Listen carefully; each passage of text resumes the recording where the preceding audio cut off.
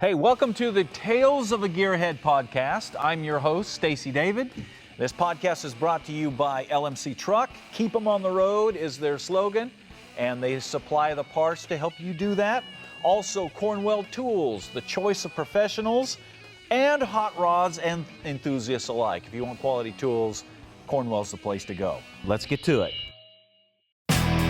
Hey everybody, I'm here with my buddy Tim Watson. Tim and I go back a long way, man. A long way, buddy. Worked at Opryland together, did shows together, and Tim is a phenomenal fiddle player. Played with a whole bunch of people. Yeah. You pretty much invented the fiddle, didn't you? I'm almost there. I was back in the old country in Italy. Back in the old days, yeah. So her name was Stradivari. Yeah. No, man, I came to Nashville when I was like 13 years old, and when was this? What year? Give me this a was ballpark. in the 70s, late 70s, Okay. and I came up here, and an old guy that played for Merle Haggard by the name of Gordon Terry got me kind of started. He had a little music store in Hendersonville. Yeah. And back then, and anyway, What was the name of that music store? At Gordon Terry's Music Shop. Where was it at? Was it right there by Stewart's Ferry or whatever? It was if you're where the old skating rink used to be. It was just up the hill, right there where you turn on, what is that, Forest Retreat? Yeah. Right in there. There's a little computer repair place or something there Yeah. now. But he had I'll never forget, he had a door that had everybody's signature you can imagine, Johnny Cash and all these people. Oh, yeah. And it's like every star you could imagine, because it was just a hangout for him yeah. and his buddies. But anyway, he got me started, and first record I played on was a Bill Monroe record when I first came to town. Wow, buddy, that's jumping right to the Yeah, top man, there. it was awesome. I thought I'd done landed in the high cotton, man. Yeah. Who Went was to your work- main influences growing up, fiddle playing? Well, of course, Gordon Terry was Because there weren't a lot. I mean, it no, wasn't there like weren't a lot. And a guy that kind of got me. My granddaddy was a fiddle player, but he wasn't really. He was just a woodshed fiddle player, and Yeah. And he got me started, and one thing kind of led to another, and I met a guy up in Fort Payne, Alabama, which was closest professional musician I ever met. It's a guy, we all called him Mouse, that worked for Mel Tillis. Yeah. He's the craziest guy you ever met in your life. Oh, it had And, to be to work for Mel.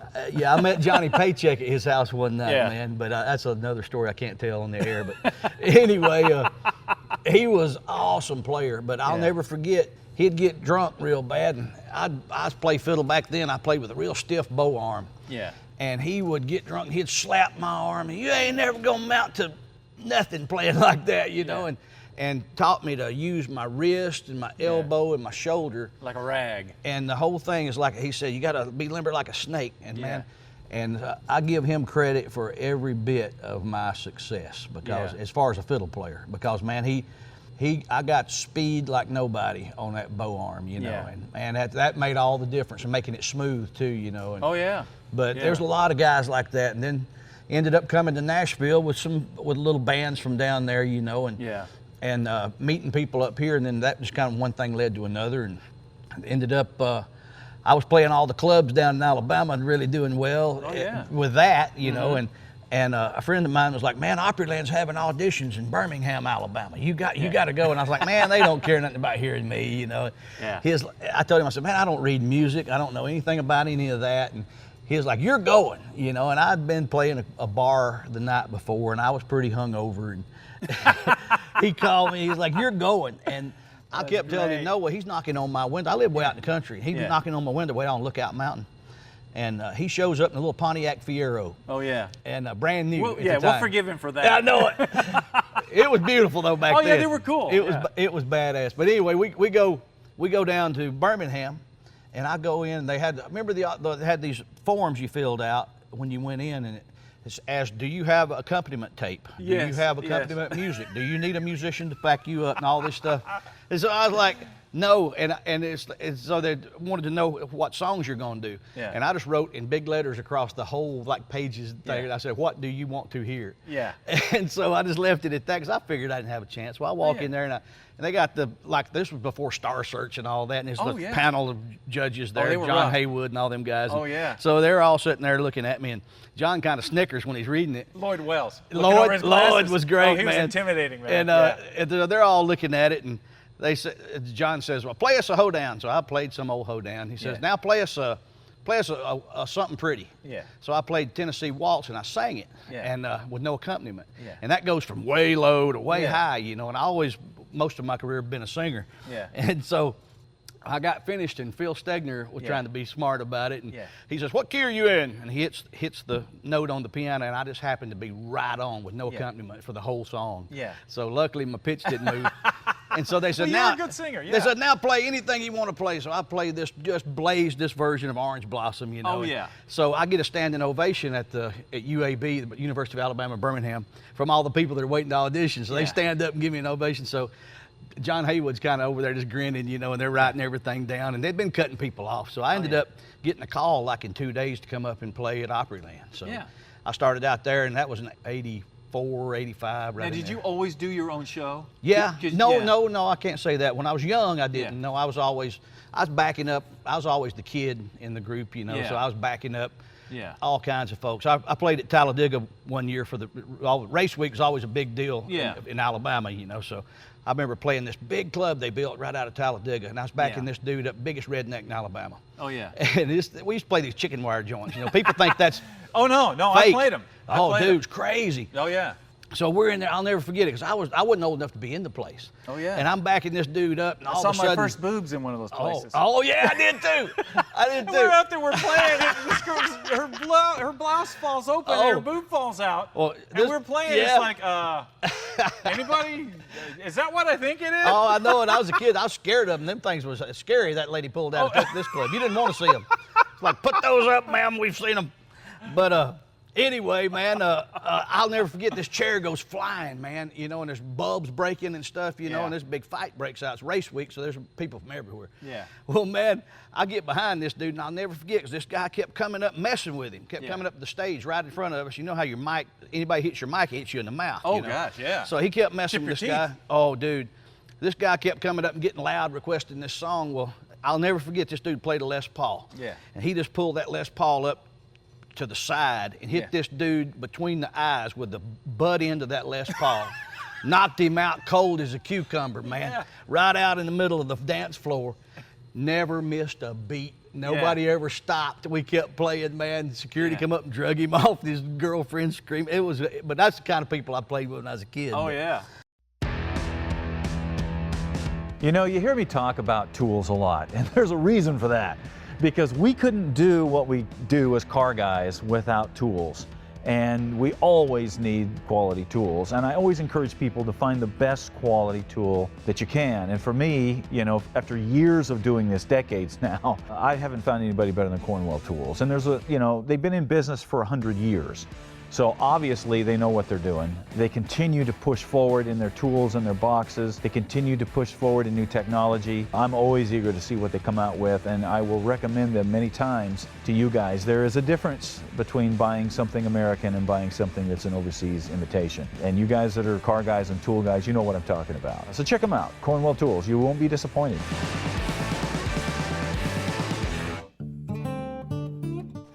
Hey, we're back and talking with my friend Tim Watson today. He's a great musician. I've known him for years. He is a certified car nut, or maybe just a certified nut. I don't know. You decide. At Opryland, you had your own show. You were really unique there. And tell me about your comedy, because you did a really good... Yeah. You were Larry the Cable Guy long before Larry the Cable Guy, but you're the real deal. Oh man, I was just blessed with falling into the right place at the right time. Yeah. Well, you did a good job with it, man. I have to tell you, man, when I came to Opryland, I came out there and I played the Bluegrass show the first year at the C.F. Martin Theater. Yeah. I played that Bluegrass show, and I backed up Mark Barnett and Jim Brown, you know, Moose. Yeah. Jim Brown. He played guitar in the show, and he was new in town, too. He wrote 5 O'Clock Somewhere a few years ago, but he was playing, me and him were new in town. And we were all just broke and getting by. And I'll never forget, funniest thing Jim Brown ever said to me was, we were all just starving, you know. We were living off pork and beans and stuff, you know, and peanut butter sandwiches. And anyway, I'll never forget, he said to me one day, he said, "Hey, man, we're going to have a big cookout over at my house this weekend." Oh, you don't say that around a musician, I know it, man. I was like, awesome, you know. He was like, "You think you can come?" I was like, "Yeah, man." He said, "You like steaks?" And I'm like, "Oh, crap, man." Oh, yeah. I said, yeah, man, I like steaks." He said, "Cool, bring some." Oh, yeah, exactly. I was like, "Oh, dude." I tell you what, man, I used to, like every Tuesday, you'd get that thing in the paper that had all those coupons. Oh, yeah. And remember the Crystals coupon? Oh, definitely. 10 for like $2.65. I still keep them. I don't ever go, but I keep them. Oh man, it's like I'm eating tonight, man. 10 crystals. That's gonna be awesome. Gut bombs. And I tell you, one of the things we used to do, and I know you did this. Yeah. Walking back through the Opryland Hotel. Yeah. And there'd be those weddings and stuff. Oh, yeah. And you had your guitar case or your fiddle Yes, case. sir. You walk right in. It's like, I'm with the band. Yep. Fill up a plate. That's it. Me and That's Greg it. Davis used to do that all the time. Dude, man. I used to get those trays that was left over. I'd get those trays, take them home, put them in like big trays of meat, and put them in the freezer, man. Just but I tell you, we ate good, man, doing those corporate events. But doing comedy, man, I tell you how I fell into that, dude. I was out there working in the C.F. Martin Theater, and Russ Jeffers, Russ and Becky had a show, and they hired me to go to Gatlinburg with them. Yeah. And I went up there to play a show with them at the convention center in Gatlinburg. Well, the guy that had been running this show every year would go up there every October for the whole month, and it was awesome, man. We'd play 4 shows a day, 7 days a week. Yeah, and that's a good place to play. That thing, though, the guy that was running it had left, and another guy took over. Well, Russ didn't get along with him, so Russ called me up and he said, "Man, you think you want this show up here?" And he said, "Man, you can do it, man. You can do it." You know, and I'm thinking, well, I hadn't really fronted a show. So I remember I sat down because I watched Russ tell jokes. He was a natural telling jokes. And so I practiced and I worked in front of a mirror trying to get my timing right. I went out there and bombed, man. I mean, I bombed. And it was terrible. And I had some great musicians with me. Yeah. The music was great, but my fronting was awful. So anyway. Just crickets. Yeah, it was terrible. Yeah. And in my mind, I was thinking I was killing. Yeah. So that night, me and the boys went out and we got tore down. I mean, I got way drunk and got up next morning. I'm pretty young. And I get up next morning, I've got a show at noon the next day. And so I go dragging myself in there and it's completely packed. Them shows were always packed. I walk in there and I just didn't want to be there. I felt terrible. I was just sick. And so I just start talking, just throwing it out. Yeah. All of a sudden I get this big ovation. They're laughing their butts off. And I'm like, what is going on? You know, so I just keep going. And I thought, I've been overthinking it. I'm trying too hard. You were trying to be funny. And man, I just talk to them like I'm talking to you. Biggest mistake that people make. And so the crowd from then on, man, I was able to just kill with comedy, man. And comedy bought several houses for me. You know, it was awesome, man. Being able to talk to people in front of show and people were stealing your jokes, man. Oh yeah, I watched them all the time. Yeah, and which I stole them from somebody too. Some of them. The thing is, though, and the thing that I always noticed is that your approach was so natural and it was so you. Yeah. Whereas other guys would try to put that on or whatever, and if that's not you, that's not you, man. Yeah. People can see that. I had a lot of people that were trying to do comedy come to me and ask me, you know, it's like, man, I'm telling it exactly like you. I watched your video. I'm doing exactly like you, and it's not going over. Yeah. And I tell them that story. I'm like, you got to relax and just be you. Yeah. You know, but and what works for you won't work for somebody else. That's right. You know, that's just how it is. People, it won't. You know. And I backed up every star you can imagine through the years. I mean, because then I went to work for when I left Opryland. I had a promoter that was going to make a star out of me. Oh, you know, and all that crap, telling me everything I wanted to hear. Bend over, Tim. Exactly. I'm going to make you a star. Exactly. And this dude, he got all these investors and all this, you know. Yeah. So then he decided to put on the world's largest country music show. Oh, yes. So it was a 3-day event down in Alabama on Lake Guntersville. Yeah. Put on this 3-day event. Johnny Lee he was a big star at the time and was on it. Well, every star you can think of was on this show. Sure. At the time that was a star. Oak Ridge Boys, you know, everybody, Barbara Mandrell, Lord, everybody, from Bill Monroe to you name it, everybody. You had them all. Emptied up the whole TNN was behind it. They were sponsoring the whole thing, and Ralph Emery was the MC in it. Well, the second day, the dude that had been investing money in me, I knew he bought him a new Lincoln and all this stuff, you know. Well, he disappears on a jet with this dude, and they've split with the money. Yeah. Well, I had 2 of Kenny Rogers' buses down there. I had Buddy Emmons. Oh, yeah. I had all the best players in the world in my staff band that was backing up everybody. Yeah. Well, I'm sitting here holding the bag, you know, and I'd never been through nothing like that before. Oh gosh, that's awful. And it was terrible. So anyway, I was ready to get out of the music business at that point. And I'll never forget, man, Ralph Emery came up and he put his arm around me because he'd seen me killing the crowd. I was on top of my game at that time. Put his arm around me and he said, son, I ain't never seen nothing like what just went down. He said, I've seen a lot of shows and a lot of people get ripped off. He said, I didn't see this one coming. Yeah. And he said, I'll tell you what you do. He said, you be at WSM Channel 4. He said, you be over there Monday morning at 5 o'clock. Well, buddy, I was there with bells on. And so I went over there and played his show, played that morning show on Channel 4. Yeah. And I got a call from Mel Tillis and Tammy Wynette that morning. Yeah. Wanting me to go to work for them both, wanting me to come over and audition because they saw I did that trick fiddle routine I used to do. Yeah, yeah. And I was like, wow, man, that's cool. 'Cause I'd always wanted to work for Tillis, but back then the Statesiders were the craziest band in the music business. Oh, yeah. And so I was like, I'll die if I go to work for the Statesiders. So I went over to meet Tammy. She had a big mansion on Franklin Road down there. And I went down to meet her, and they had the band set up by the pool, you know, and it's like this massive place. And I was just in awe. I was like, wow, you know, this is killer. Yeah. And she was so sweet to me, man. She was like talking to your mom. Yeah. You know, she was just so nice. And she came out and was wanting me to work for him. So and you're looking around for George all the time. Yeah. It's like, is he around? His spirit was there. Oh yeah. Anyway, man, I auditioned and then I went on about my business, went back out to Opryland actually, and I thought, well, that's that. Well, I get a call in a panic like 2 or 3 days later.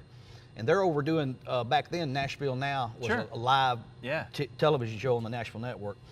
They called me and they're like, man, the record label wants Tammy to do the new song she just cut like that day or the day before. Oh, yeah. And no charge, nothing. Go. No, and it's got fiddle kickoff, fiddle turnaround, and fiddle outro. And we ain't got a fiddle player. Yeah. And I'm like, well, I'm there. So I was already on the property, you know, playing my show. So I walk over and they had back then cassette tapes. So I get on the bus and I've got a cassette tape in the front lounge on the bus, trying to learn these fiddle kickoffs, turnarounds, and outros. Played by Johnny Gimbel or somebody. Oh, dude, it was crazy. Yeah, it was real complicated. So anyway, I got this down, you know, pretty good, and we go out to play it. Well, Tammy had cue cards. She was reading these cue cards because she didn't know the song. She just recorded it. Yeah. And so I'm playing, and I get to that turnaround. I played that turnaround, come in there smooth as silk, man. Beautiful ballad. And I get that turnaround done, and she starts to come in, and she loses her phrasing. And it just threw her, and you can see it on her face. And this is live. You go back up and fix it. So anyway, man, I just smooth as silk because the band wasn't doing nothing. Them guys were just keeping on plowing, and I'm like, nope. And I just kicked that. So you jump back in. I turned it around again. Played that turnaround again. And she came in and got it that next time. And when we came off stage, she come over and she hugged my neck and gave me a big old kiss. I'll never forget that. And she said, you got the job as long as you want it. And I was like, yeah. But she was That's a real sweetheart. musician though, man. You're paying attention and you're watching. That's it. And you see something like that happen, you know, you got to fix it. Yeah, and you always, as a front man, you always praying that there's somebody got your back. Oh, they got to. You look for those sort of guys. Yeah. And she was a sweetheart though. But these days, you know, because I talk to a lot of people that want to be musicians and stuff like that, and that's the biggest thing. People talk about how you be a lead guitar player or whatever, and it's those kind of things that you'll never learn. It doesn't matter how many scales or riffs and things that you know. That's it. It's how you can blend a song together. You got to be listening. If a mic goes out or something, I mean, you got to take a solo. You got to be ready all the time. Right. Or toss it to the piano player or do that kind of thing. Exactly. Improvise on the spot. Is going away. It is, man. Nowadays, and I'll tell you, it's. I didn't think it was this way. I guess it's because I didn't have really a music education. Yeah. But of course, my son's doing really well in the music business right now. But I sent him to Belmont. Yeah. And I was thinking, that's you know, where my daughter's at. Yeah. Oh, that's awesome, man. Oh, she's so talented, by the way, man. I saw some of the stuff you put on the. We're working on another record of hers, man. Oh, cool. Yeah. I want to hear it. But man, I sent him down there thinking, well, hey, he'll get down there with the like-minded people. He'll be able to put together. Tim, you know better than that. I didn't go to college. I went to college long enough to know it wasn't for me, buddy. Me too. I tell you, man. So anyway, what happened with the like-minded people? Well, I figured he'd find some guys that knew a bunch of songs, would be able to play, put together a killer band. All of them would be top-notch musicians. You know, I'm thinking I'm spending all this freaking money to send him to this college, you know, to learn all this stuff. Well, here's the other thing, man. He gets there, and his professors are reading, you know, his name and all, and they see Hendersonville, and they said, Hendersonville, Watson, you kin to Tim Watson? Yeah. And he was like, yeah. And he's like, well, we used to work for him out at Opryland. You know, and he's like, what are you doing here? And he comes home telling me, how do you know all these people? And I'm like, son, I've been doing this a long time. But I was so shocked when I hired some of these guys, some of these kids, because I'm trying my best to give them all a shot. Yeah, you know? absolutely. They come and they don't know any songs. If it's not written on a page in front of them, they can't play it. And they can't figure it out. No, they sir. don't have the soul. They don't have the ears either. You Yeah. know, they can't improvise on the spot. You know, me and you grew up where, hey, Oh, dude. if I've got a vague idea of how that song, and I could be backing you up if you're singing something, an original song I've never heard, Yeah. I'm still gonna have a pretty good idea of where you're going next, you know, just. You get through one verse and into the chorus, you're there. Yeah, it's like racing. Yeah. If you're going down the track running 150, you know if this dude's he's more than likely gonna be taking a left. You see that curve coming up, yeah. Yeah, you know, but the options are, you kind of learn what you are, you know. Yeah.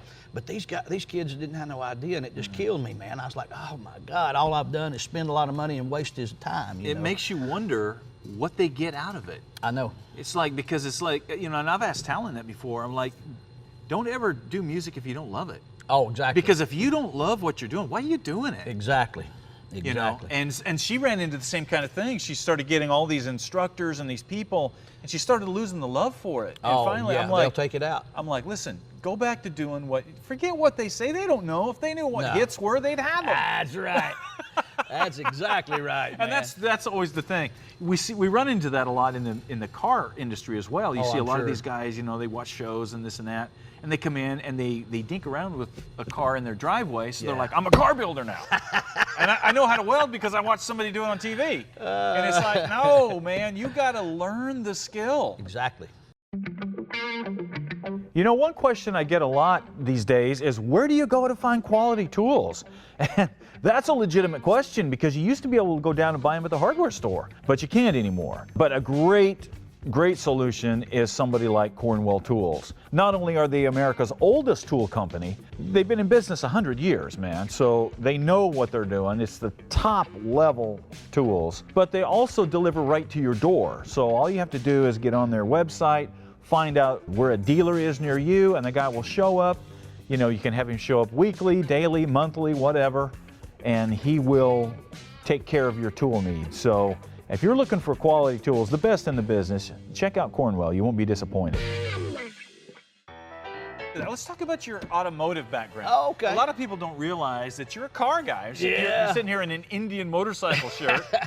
And you actually ride an Indian. Yeah, I ride an old school Indian, man, but I've had, I grew up, well, my granddaddy that taught me to play the fiddle owned a country store. Okay. On Lookout Mountain in Alabama, and had a shop out back. Okay. And my uncle. Oh, this is getting good. My uncle went to Nashville Auto Diesel College. Okay. And everything when he went back in the 50s. So when it was a good school. Yeah. Yes, sir. Well, there you go. Mm-hmm. And so anyway, he was a really good mechanic. Yeah. And so from the time I was probably old enough to know how to walk, I was handing him tools. Okay. And so I grew up in the shop. I loved going down there and hanging out with my uncle because he taught me to cuss. And so and I'm sure that there were some posters hanging on the wall too. Oh yeah. I was like, the rigid tool girl. You know it, baby. And he had all that, and I knew where his stash was Snap-on, too. You know? Yeah, that's right. And so I learned to work on stuff. So what was your favorite? What kind of cars did you like? Back then, man, were you a Jeep guy, car guy, motor truck guy? You know, I was always a muscle car guy. Okay. When I was a kid. And what was your? Because my dad was a muscle choice? car guy, Okay. and he would buy the coolest cars, man. When we were growing up, he worked in a steel mill, and he was a millwright, so he knew how to. He was a really good welder, and I knew how to stick weld. Time I was 5, 6 years old. Yeah. I was like stick welding. And I was pretty good at it. It was kind of funny because my dad would get a kick out of it. Oh yeah. Because his buddies would come out there and he'd Hey, watch my weld kid something. He's stick like, weld. let my son weld it. And he's like, yeah right. You know. And anyway, but my dad had a 1957 supercharged. Oh yeah. Studebaker. Studebaker supercharged Golden Hawk. That's with the fins, man. Yes, sir. Had the fins, and we had factory supercharged. I've been looking for factory one of those. supercharged, dude. Beautiful cars. My brother threw the engine away. I still had the engine under a tarp. Really? And I went down to Alabama a few years ago, and he didn't know what it was, and so he scrapped it, and it just killed me because had supercharged. Everything was on it. Oh yeah. And anyway, I had a bunch of cars like that. Then he bought a '57 Chevy. Yeah. That a guy had wrecked a Corvette, and he put the running gear and put it in that '57 Chevy. So it was a hoss, and Then my brother, he bought my brother a brand new 1969 Charger RT 440 Magnum. Oh, jeez. And it was brand new, man, right off the showroom. And so that was the fastest car I'd been in when I was a kid, pretty much. And then my cousin had a beautiful Shelby Mustang, white with the blue, and beautiful Mustang, and that car was incredible. All of our family, we had muscle cars, you know, and my brother, he had one of the Dodge, a Challenger. Okay. But it would snatch the front wheels, man. It was the craziest thing, man. But anyway, we had a bunch of great cars growing up. Well, my dad died though when I was just a kid, so he died when I was 12, and so I didn't have anything like that, you know. He bought my sister a car the one I still have. I've still got. He bought my sister 1973 Ford Javelin AMX. Okay. And that was the baddest car. I loved that thing, man. And so they were cool looking. It was a good looking car. Many of those. Well, I had all the body work and everything done. I did some shows for DuPont Motorsports. Yeah. Out in Vegas, and they called me up and they was like, "Man, can we do something before the show for you?" And I was like, "Yeah, I got a fiddle I'd like to have done, you know." So they got some guy that does the helmets for NASCAR do me this fiddle. It was awesome, man. It had color kind of like what's on your Fall Guy truck. Yeah. But it was like sunburst and had all this metal flake in it. That's just awesome. Beautiful. Yeah. And so I went out and played the show for him out in Vegas with this, and I was able to show off this fiddle for him, you know. So they all got a kick out of it. But anyway, they said, "Man, we got to do something else for you." And I was like, "Well," they said, "You got any cars or anything?" And I was like, I thought my old AMX had it's sitting in a barn in Alabama for 20 years. Yeah. And I said, "Yeah, I got a car." And they said, "Well, we want to get that done for you." They had this guy that had a shop down in West Palm. He'd done some cars for Jay Leno. He had done a big racing boat for Hulk Hogan. Really professional guy. But his shop got took out by one of the hurricanes or something down there, and he couldn't afford to keep a big shop, the insurance and everything, where he was at. So he moved to Cookeville. And so anyway, I carried the car out there, and man, they did a rotisserie on it and just really got I'm not a body guy at all. Yeah, oh yeah. And, but I found me another car down in Tampa, Florida, that I got a 401, and every option you could get for that year was on this car, which wasn't a lot. So you're going to keep it original. You're going to keep a 401 in it and all that stuff. Okay. Yeah, definitely. I want to try to keep it as original as possible, but I want to make it drivable. You know, I'd like to modernize it some because it's not worth anything to anybody but me. Sure. You know what I mean? It's because of what it is. It's just never going to be, you know, Barrett Jackson material, you know. Well, that's, you know, with a car like that has a meaning to you for family, I mean, that's priceless. You know, and you're approaching it the right way because you don't want to get upside down on something like that. Right. And I've already got upside down on the car, but I don't even care really at this point. It's just I'd like to get it finished up. But the body is done. Body's done. And painted. And painted. Wow. The glass is out of it, all the chrome's off of it. It's sitting under a cover in my shop. I got the engine tore down. I hadn't had a chance to get on it because I've been doing everybody else's here lately. Yeah. Since I've been off, it's the funniest thing, man. So you've been doing some wrenching? Yeah, man. Actually, it's kind of funny. I've got a Bentley in my shop right now. Okay. And that's crazy, man. I get all my celebrity buddies are like, "Man, I don't want nobody else to touch my car," you know. And I'm like, I don't really want to do it, but I love it though, man. I love working with my hands, and I always have. You know, that's how I started my shop. I was driving all those crazy cars. Oh yeah, I remember you had that little T-bucket or something. Oh yeah, and everybody was always like, "Dude, where'd you get those cars?" And I was driving a '64 Vet.